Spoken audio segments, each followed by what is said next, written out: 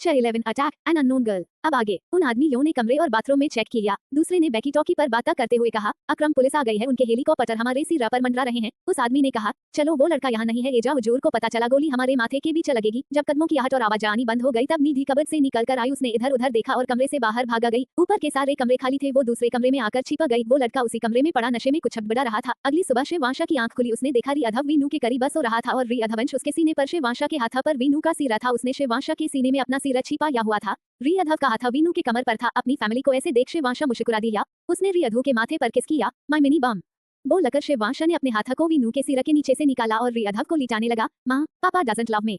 शिवांशा ने रिअधव को देखा जो थोड़ा कसमसा कर फिर रसो गया था। अब वीनू के सूट का गला उसके हाथ में था। शिवांशा हैराना था। उसका छोटा बेटा अपनी उम्र के बाकी बच्चों से ज्यादा समझदार था। उसकी ग्रोथ भी अच्छी थी। उसके दिमाग में ये सब। शिवांशा ने रिअधव के बालों में हाथ फेराया। तुम और तुम्हारी माँ दोनों कम दिमाग है। शिवांशा रिअधव के दोनों गालों को चूमकर उठकर चला गया। बाथरूम से रेडी होकर आने के बाद शिवांशा ने देखा उसका फोन 12-12 वाइब्रेट कर रहा था। शिवांशा जब तक कॉल रिसीव करता कॉल डिस्कनेक्ट हो चुकी थी। उसने देखा 56 मिस्ड कॉल्स, कुछ गार्ड्स की, कुछ गिरीशा की और कुछ और थी। शिवांशा ने जल्दी से गिरीशा को कॉल की और वीनू को देखते हुए मिरर के पीछे एक बटन दबाया। मिरर एक साइड हो गया। इसका पता किसी को नहीं था। वहाँ तरह तरह के वेपन्स थे, एक खंजर और एक पिस्टल लेकर शिवांशा ने अपने पास रखा, फिर अपनी गन लेकर वापस बंद कर मुड़ा। शिवांशा थोड़ा चौंका गया। रिअधव बेड पर बैठा हुआ उसे घूर रहा था। माँ हिट।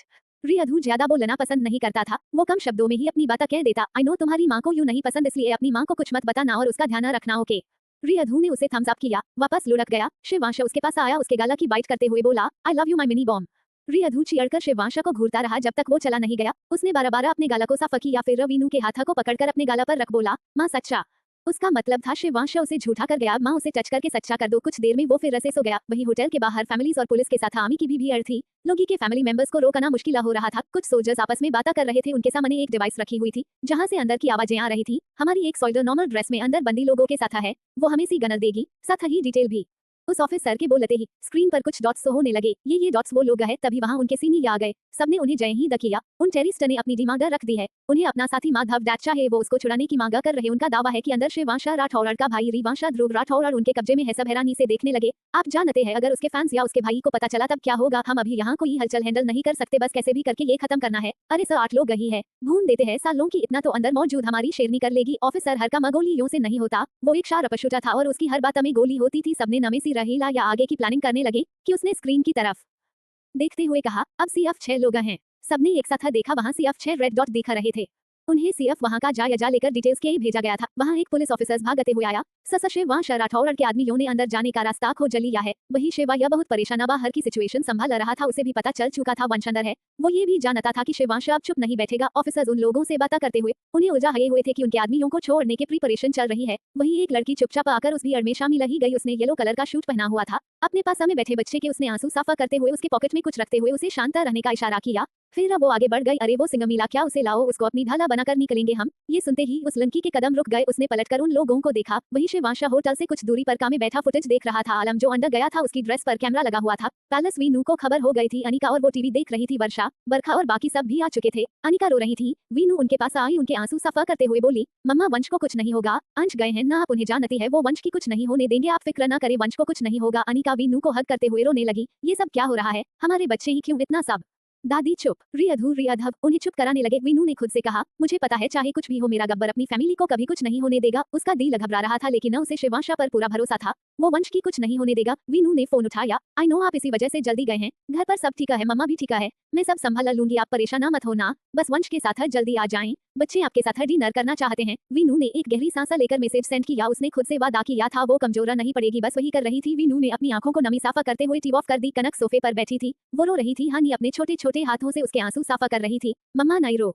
सुहानी कनक को रोते देखकर रोने लगी। भाभी आप मत रो, मुझे भी रोना आ रहा है, वो पागल सही होगा, आपके भाई ही रो है न, वो बचा लेंगे सबको। वहाँ मंजुला आई, उसने कनक के सिर पर हाथ रखा। बेटा भगवान पर भरोसा रखो, उसे कुछ नहीं होगा, अच्छे लोगों के साथ कभी गलत नहीं होता। फिर मेरे डैड के साथ ऐसा क्यों हुआ? गोल्ड आंटी अगर डैड ठीक होते तब कुछ नहीं होता, वो सब ठीक कर देते। सुहानी और कनक को रोते देखकर छोटी सी हानी भी रोने लगी। कनक ने उसे अपनी गोद में बिठाते हुए हक कर ली। या पीहू 12-12 गिरीशा को कॉल कर रही थी। उसकी 1 साल की बेटी बेड पर बैठे हुए खेल रही थी। पीहू की सांसें ऊपर नीचे हो रही थी। वंश मेरा बड़ी जाने कैसा होगा, ये न्यूज सही है या गलत पता नहीं। उसी वक्त दूर वेल की आवाज आई। अपनी बेटी को देख पीहू दरवाजे पर आई। उसने देखा एक डिलीवरी बॉय था। माम आपका ऑर्डर।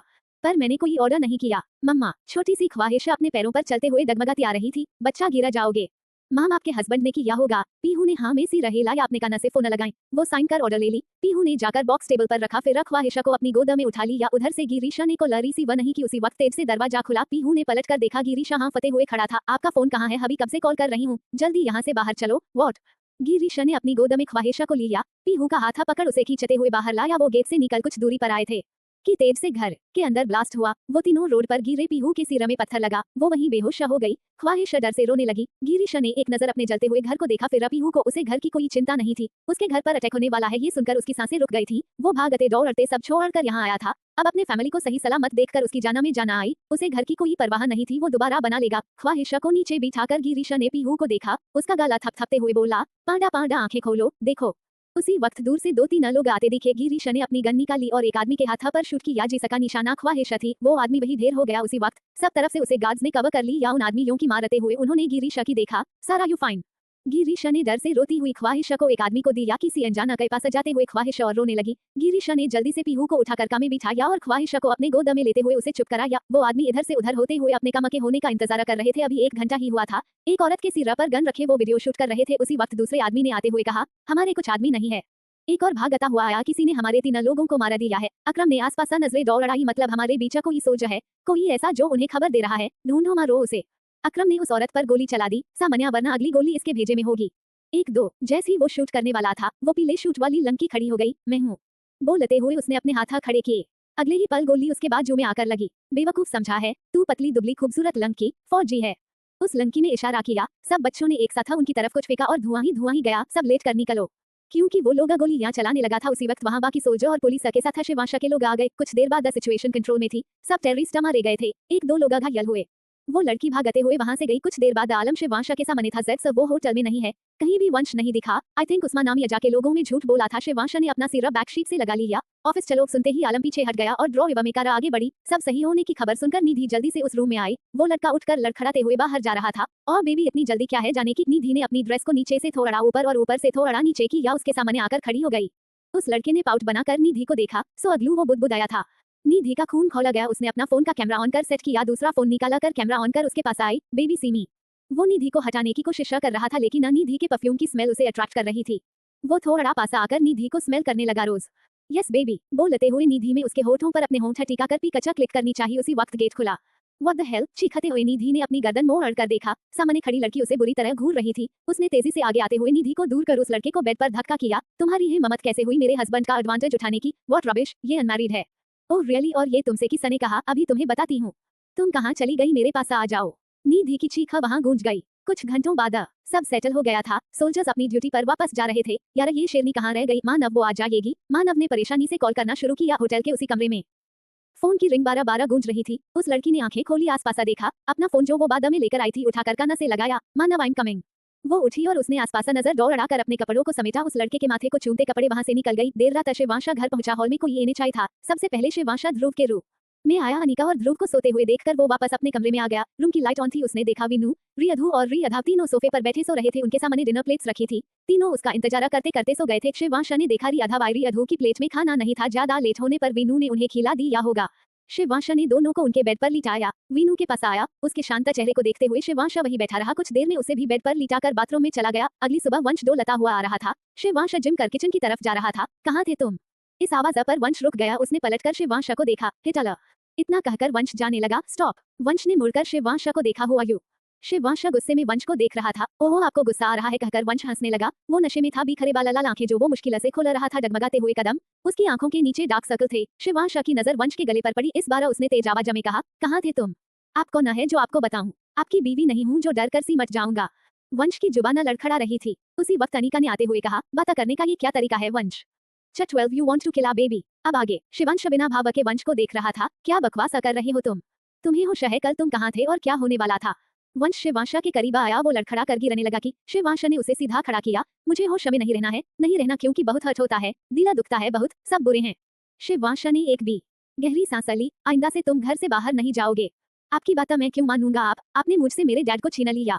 बड़बड़ा रहा था। अगली सुबह शिवांशा की आंख खुली। उसने देखा रियधव वीनू के करीब सो रहा था और रियधवंश उसके सीने पर शिवांशा के हाथ पर वीनू का सिर था। उसने शिवांशा के सीने में अपना सिर छिपाया हुआ था। रियधव का हाथ वीनू के कमर पर था। अपनी फैमिली को ऐसे देख शिवांशा मुस्कुरा दिया। उसने रियधु के माथे पर किस किया। माय मिनी बम। बोलकर शिवांश ने अपने हाथ को वीनू के सिर के नीचे से निकाला और रियाधव को लिटाने लगा। माँ, पापा डजंट लव मी।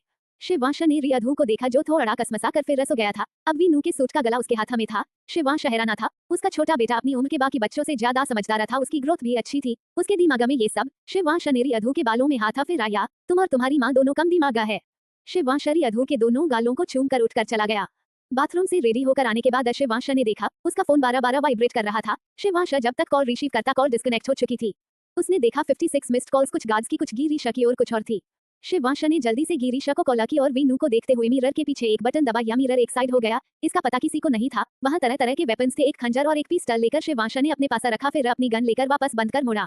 शिवांश थोड़ा चौंक गया। रियाधु बेड पर बैठा हुआ उसे घूर रहा था। माँ हेट। रियाधु ज्यादा बोलना पसंद नहीं करता था, वो कम शब्दों में ही अपनी बातें कह देता। आई नो तुम्हारी माँ को यूं नहीं पसंद, इसलिए अपनी माँ को कुछ मत बताना और उसका ध्यान रखना, ओके। रियाधु ने उसे थम्स अप किया, वापस लुढ़क गया। शिवांश उसके पास आया, उसके गाला की बाइट करते हुए बोला, I love you my mini bomb. Riyadhu चिढ़कर शिवांश को घूरता रहा जब तक वो चला नहीं गया। उसने 12-12 अपने गाला को साफ किया, फिर वीनू के हाथ को पकड़कर अपने गाला पर रख बोला, माँ सच्चा। उसका मतलब था शिवांश उसे झूठा कर गया, अब माँ उसे टच करके सच्चा कर दो। कुछ देर में वो फिर से सो गया। वही होटल के बाहर फैमिलीज और पुलिस के साथ आर्मी की भी भीड़ थी। लोगी के फैमिली मेंबर्स को रोकना मुश्किल हो रहा था। कुछ सोल्जर्स आपस में बातें कर रहे थे। उनके सामने एक डिवाइस रखी हुई थी जहां से अंदर की आवाजें आ रही थी। हमारी एक सोल्जर नॉर्मल ड्रेस में अंदर बंदी लोगों के साथ है, वो हमें सी गनल देगी, साथ ही डिटेल भी। उस ऑफिसर के बोलते ही स्क्रीन पर कुछ डॉट्स होने लगे। ये डॉट्स वो लोग है। तभी वहां उनके सीनी आ गए। सबने उन्हें जय हिंद किया। उन टेररिस्ट ने अपनी डिमांड रख दी है। उन्हें अपना साथी माधव डैट चाहे, वो उसको छुड़ाने की मांग कर रहे हैं। उनका दावा है कि अंदर शिवांश राठौर का भाई रिवांश ध्रुव राठौर उनके कब्जे में है। सब हैरानी से देखने लगे। आप जानते हैं अगर उसके फैंस या उसके भाई को पता चला तब क्या होगा। हम अभी यहाँ कोई हलचल हैंडल नहीं कर सकते, बस कैसे भी करके ये खत्म करना है। अरे सर 8 लोग ही है, भून देते हैं सालों की, इतना तो अंदर मौजूद हमारी शेरनी कर लेगी। ऑफिसर हर काम गोलियों से नहीं होता, वो एक शार्प शूटर था और उसकी हर बात में गोली होती थी। सबने नमे सिरा हिला या आगे की प्लानिंग करने लगे कि उसने स्क्रीन की तरफ देखते हुए कहा, अब 6 लोग हैं। सबने एक साथ देखा, वहां सिर्फ 6 रेड डॉट दिखा रहे थे। उन्हें सिर्फ वहां का जायजा लेकर डिटेल्स के लिए भेजा गया था। वहां एक पुलिस ऑफिसर भागते हुए आया। शिवांश राठौर के आदमियों ने अंदर जाने का रास्ता खोज लिया है। वही शिवाया बहुत परेशान बाहर की सिचुएशन संभाल रहा था। उसे भी पता चल चुका था वंश अंदर है। वो ये भी जानता था कि शिवांश अब चुप नहीं बैठेगा। ऑफिसर्स उन लोगों से बातें करते हुए उन्हें उलझाए हुए थे कि उनके आदमियों को छोड़ने की प्रिपरेशन चल रही है। वही एक लड़की चुपचाप आकर उस भीड़ में शामिल ही गई। उसने येलो कलर का शूट पहना हुआ था। अपने पास में बैठे बच्चे के उसने आंसू साफा करते हुए उसके पॉकेट में कुछ रखते हुए उसे शांत रहने का इशारा किया। फिर वो आगे बढ़ गई। अरे वो सिंह मिला क्या, उसे लाओ, उसको अपनी ढाला बनाकर निकलेंगे हम। ये सुनते ही उस लड़की के कदम रुक गए। उसने पलटकर उन लोगों को देखा। वही शिवांश होटल से कुछ दूरी पर का मैम बैठा फुटेज देख रहा था। आलम जो अंदर गया था उसकी ड्रेस पर कैमरा लगा हुआ था। पैलेस वीनू को खबर हो गई थी। अनिका और वो टीवी देख रही थी। वर्षा, बरखा और बाकी सब भी आ चुके थे। अनिका रो रही थी। वीनू उनके पास आई, उनके आंसू साफा करते हुए बोली, मम्मा वंश को कुछ नहीं होगा। अंश गए हैं ना, आप उन्हें जानती है, वो वंश की कुछ नहीं होने देंगे, आप फिक्र न करें, वंश को कुछ नहीं होगा। अनिका वीनू को हक करते हुए रोने लगी। ये सब क्या हो रहा है, हमारे बच्चे ही क्यों इतना सब। दादी चुप। रियाधव उन्हें चुप कराने लगे। वीनू ने खुद से कहा, मुझे पता है चाहे कुछ भी हो मेरा गब्बर अपनी फैमिली को कभी कुछ नहीं होने देगा। उसका दिल घबरा रहा था लेकिन न उसे शिवांश पर पूरा भरोसा था, वो वंश की कुछ नहीं होने देगा। वीनू ने फोन उठाया। आई नो आप इसी वजह से जल्दी गए हैं। घर पर सब ठीक है, मम्मा भी ठीक है, मैं सब संभाल लूंगी, आप परेशान मत होना, बस वंश के साथ जल्दी आ जाएं, बच्चे आपके साथ डिनर करना चाहते हैं। वीनू ने एक गहरी सांस लेकर मैसेज सेंड किया। उसने खुद से वादा किया था वो कमजोर नहीं पड़ेगी, बस वही कर रही थी। वीनू ने अपनी आंखों को नमी साफा करते हुए टीवी ऑफ कर दी। कनक सोफे पर बैठी थी, वो रो रही थी। हानी अपने छोटे छोटे हाथों से उसके आंसू साफा कर रही थी। मम्मा नहीं रो। सुहानी कनक को रोते देखकर रोने लगी। भाभी आप मत रो, मुझे भी रोना आ रहा है, वो पागल सही होगा, आपके भाई ही रो है न, वो बचा लेंगे सबको। वहां मंजुला आई, उसने कनक के सिर पर हाथ रखा। बेटा भगवान पर भरोसा रखो, उसे कुछ नहीं होगा, अच्छे लोगों के साथ कभी गलत नहीं होता। फिर मेरे डैड के साथ ऐसा क्यों हुआ गोल्ड आंटी, अगर डैड ठीक होते तब कुछ नहीं होता, वो सब ठीक कर देते। सुहानी और कनक को रोते देखकर छोटी सी हानी भी रोने लगी। कनक ने उसे अपनी गोद में बिठाते हुए हग कर लिया। पीहू 12-12 गिरीशा को कॉल कर रही थी। उसकी 1 साल की बेटी बेड पर बैठे हुए खेल रही थी। पीहू की सांसें ऊपर नीचे हो रही थी। वंश मेरा बड़ी जाने कैसा होगा, ये न्यूज़ सही है या गलत पता नहीं। उसी वक्त दूरबल की आवाज आई। अपनी बेटी को देख पीहू दरवाजे पर आई। उसने देखा एक डिलीवरी बॉय था। माम आपका ऑर्डर। पर मैंने कोई ऑर्डर नहीं किया मम्मा। छोटी सी ख्वाहिश अपने पैरों पर चलते हुए डगमगाती आ रही थी। बच्चा गिरा जाओगे। माम आपके हस्बैंड ने किया होगा। पीहू ने हाँ में सी रही लाया। अपने कान से फोन लगाई। वो साइन कर ऑर्डर ले ली। पीहू ने जाकर बॉक्स टेबल पर रखा, फिर ख्वाहिशा को अपनी गोद में उठा लिया। उधर से गिरीशा ने कॉल रिसीव नहीं की। उसी वक्त तेज से दरवाजा खुला। पीहू ने पलटकर देखा, गिरीशा हाँ फते हुए खड़ा था। आपका फोन कहाँ है, अभी कब से कॉल कर रही हूँ, जल्दी यहाँ से बाहर चलो। वॉट। गिरीशा ने अपनी गोद में ख्वाहिशा को लिया। पीहू का हाथ पकड़ उसे खींचते हुए बाहर लाया। वो गेट से निकल कुछ दूरी पर आए थे कि तेज से घर के अंदर ब्लास्ट हुआ। वो थी नो रोड पर गिरे पीहू के सिर में पत्थर लगा, वो वहीं बेहोश हो गई। ख्वाहिश डर से रोने लगी। गिरीश ने एक नजर अपने जलते हुए घर को देखा, फिर पीहू को। उसे घर की कोई चिंता नहीं थी, उसके घर पर अटैक होने वाला है ये सुनकर उसकी सांसें रुक गई थी। वो भागते दौड़ते सब छोड़कर यहाँ आया था। अब अपने फैमिली को सही सलामत देखकर उसकी जान में जान आई। उसे घर की कोई परवाह नहीं थी, वो दोबारा बना लेगा। ख्वाहिश को नीचे बिठाकर गिरीश ने पीहू को देखा, उसका गला थपथपते हुए बोला, पांडा पांडा आंखें खोलो, देखो। उसी वक्त दूर से 2-3 लोग आते दिखे। गिरीश ने अपनी गन निकाली और एक आदमी के हाथ पर शूट किया जिसका निशाना ख्वाहिश थी। वो आदमी वही ढेर हो गया। उसी वक्त सब तरफ से उसे गार्ड्स ने कवर कर लिया। उन आदमियों की मारते हुए उन्होंने गिरीश की देखा, सारा यू फाइन। गिरीश ने डर से रोती हुई ख्वाहिश को एक आदमी को दिया। किसी अनजाना के पास जाते हुए ख्वाहिश और रोने लगी। गिरीश ने जल्दी से पीहू को उठाकर काम में बिठाया और ख्वाहिश को अपने गोद में लेते हुए उसे चुप कराया। वो आदमी इधर से उधर होते हुए अपने काम के होने का इंतजार कर रहे थे। अभी 1 घंटा ही हुआ था। एक औरत के सिर पर गन रखे वो वीडियो शूट कर रहे थे। उसी वक्त दूसरे आदमी ने आते हुए कहा, हमारे कुछ आदमी नहीं है। एक और भागता हुआ आया, किसी ने हमारे 3 लोगों को मारा दिया है। अकरम ने आसपास नजरें दौड़ाई, मतलब हमारे बीच कोई सोच है, कोई ऐसा जो उन्हें खबर दे रहा है, ढूंढो मारो उसे। अकरम ने उस औरत पर गोली चला दी, सामान्य वरना अगली गोली इसके भेजे में होगी। 1-2 जैसे ही वो शूट करने वाला था, वो पीले शूट वाली लंकी खड़ी हो गई, मैं हूँ बोलते हुए उसने अपने हाथ खड़े किए। अगले ही पल गोली उसके बाजू में आकर उगी। बेवकूफ समझा है तू, पतली दुबली खूबसूरत लंकी फौजी है। उस लंकी में इशारा किया। सब बच्चों ने एक साथ उनकी तरफ कुछ फेंका और धुआं ही गया। सब लेट कर निकलो, क्योंकि वो लोग गोलियां चलाने लगा था। उसी वक्त वहां बाकी सोल्जर और पुलिस के साथ शिवांशा के लोग आ गए। कुछ देर बाद सिचुएशन कंट्रोल में थी। सब टेररिस्ट मारे गए थे, 1-2 लोग घायल हुए। वो लड़की भागते हुए वहां से गई। कुछ देर बाद आलम शिवांशा के सामने था। जेड सब वो होटल में नहीं है, कहीं भी वंश नहीं दिखा। आई थिंक उस्मान नामी अजा के लोगों में झूठ बोला था। शिवांशा ने अपना सिर बैकशीट से लगा लिया। ऑफिस चलो। सुनते ही आलम पीछे हट गया और ड्रॉ एवं इकारा आगे बढ़ी। सब सही होने की खबर सुनकर निधि जल्दी से उस रूम में आई। वो लड़का उठकर लड़खड़ाते हुए बाहर जा रहा था। और बेबी इतनी जल्दी क्या है जाने की? निधि ने अपनी ड्रेस को नीचे से थोड़ा ऊपर और ऊपर से थोड़ा नीचे किया। उसके सामने आकर खड़ी हो गई। उस लड़के ने पाउट बनाकर निधि को देखा। सो अगलू वो बुदबुदाया था। निधि का खून खौला गया। उसने अपना फोन का कैमरा ऑन कर सेट किया, दूसरा फोन निकाला कर कैमरा ऑन कर उसके पास आई। Baby semi. वो निधि को हटाने की कोशिश कर रहा था, लेकिन निधि के परफ्यूम की स्मेल उसे अट्रैक्ट कर रही थी। वो थोड़ा पास आकर निधि को स्मेल करने लगा। रोज यस बेबी बोलते हुए निधि में उसके होठों पर अपने होंठ टीका कर पिकचा क्लिक करनी चाहिए। उसी वक्त गेट खुला। व्हाट द हेल, चीखते हुए निधि ने अपनी गर्दन मोड़ कर देखा। सामने खड़ी लड़की उसे बुरी तरह घूर रही थी। उसने तेजी से आगे आते हुए निधि को दूर कर उस लड़के को बेड पर धक्का किया। तुम्हारी हिम्मत कैसे हुई मेरे हस्बैंड का एडवांटेज उठाने की? व्हाट रबिश, ये अनमैरिड है। ओह रियली, और ये तुमसे किसने कहा? अभी तुम्हें बताती हूँ। तुम कहाँ चली गई, मेरे पास आ जाओ। निधि की चीख वहां गूंज गई। कुछ घंटों बाद सब सेटल हो गया था। सोल्जर्स अपनी ड्यूटी पर वापस जा रहे थे। यार ये शेरनी कहाँ रह गई? मानव वो आ जाएगी। मानव ने परेशानी से कॉल करना शुरू किया। होटल के उसी कमरे में फोन की रिंग 12-12 गूंज रही थी। उस लड़की ने आंखें खोली, आसपास देखा। अपना फोन जो वो बाद में लेकर आई थी उठाकर कान से लगाया। मानव आई एम कमिंग। वो उठी और उसने आसपास नजर दौड़ाकर अपने कपड़ों को समेटा। उस लड़के के माथे को चूमते कपड़े वहां से निकल गई। देर रात शिवांशा घर पहुंचा। हॉल में कोई येने चाहिए था। सबसे पहले शिवांशा ध्रुव के रूम में नया अनिका और ध्रुव को सोते हुए देखकर वो वापस अपने कमरे में आ गया। रूम की लाइट ऑन थी। उसने देखा वीनू, रियधु और रियधा तीनों सोफे पर बैठे सो रहे थे। उनके सामने डिनर प्लेट्स रखी थी। तीनों उसका इंतजार करते करते सो गए थे। शिवांशा ने देखा रियधु की प्लेट में खाना नहीं था। ज्यादा लेट होने पर वीनू ने उन्हें खिला दिया होगा। शिवांशा ने दोनों को उनके बेड पर लिटाया। वीनू के पास आया। उसके शांत चेहरे को देखते हुए शिवांशा वही बैठा रहा। कुछ देर में उसे भी बेड पर लिटाकर बाथरूम में चला गया। अगली सुबह वंश डोलता हुआ आ रहा था। शिवांश जिम कर किचन की तरफ जा रहा था। कहाँ थे तुम? इस आवाज पर वंश रुक गया। उसने पलटकर शिवांशा को देखा। हिटल इतना कहकर वंश जाने लगा। स्टॉप। वंश ने मुड़कर शिवांशा को देखा। हुआ यू? शिवांशा गुस्से में वंश को देख रहा था। ओहो आपको गुस्सा आ रहा है कहकर वंश हंसने लगा। वो नशे में था। बिखरे बाला लाल आंखें जो वो मुश्किल से खोल रहा था, डगमगाते हुए कदम। उसकी आंखों के नीचे डार्क सर्कल थे। शिवांशा की नजर वंश के गले पर पड़ी। इस बार उसने तेज आवाज में कहा, कहाँ थे तुम? आप कौन है जो आपको बताऊं? आपकी बीवी नहीं हूं जो डर कर सी मच जाऊंगा। वंश की जुबान लड़खड़ा रही थी। उसी वक्त अनिका ने आते हुए कहा, बात करने का ये क्या तरीका है?